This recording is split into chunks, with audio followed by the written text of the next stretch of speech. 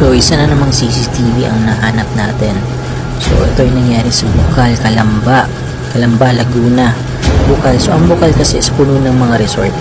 So, ewan ko lang dito, pero alam ko bago sila makapag-rent ng resort, may listahan yan ng mga attendees or yung magre-rent mismo. So, I think liable sila dyan.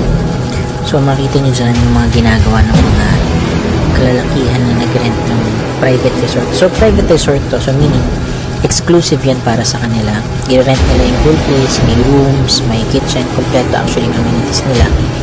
May pool. So, yun. Sa Bukal siya. So, andyan sila.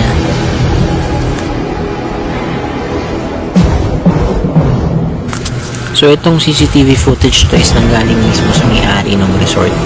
So, pinost niya nga kasi nga binabo yung resort nila. Wawa din yung mga small business owners kasi pati yung water dispenser tinapon sa pool. As in, very uneducated yung mga yon. Or baka gawa lang talaga ng alak kaya nag-amok ng ganyan. Kaya pala nagsisigaw Pati water dispenser nasa swimming pool. Grabe, kulang lang pati kwarto ilagay sa ano. Buta yung video okay, hindi naman. Pwede patawag yung ano, pangalan.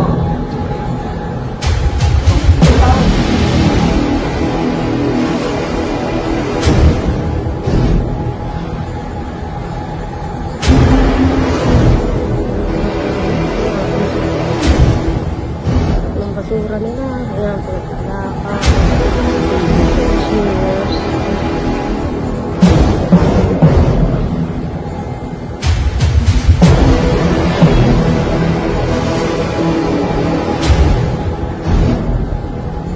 Pero nasa ilalim din.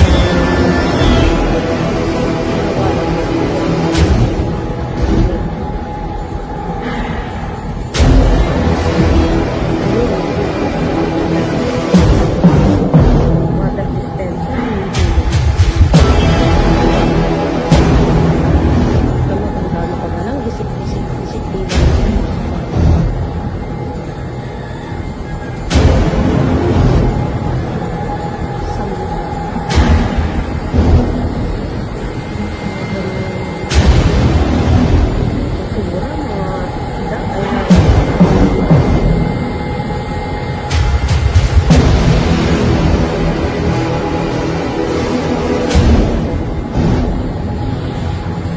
Ano to, dagat?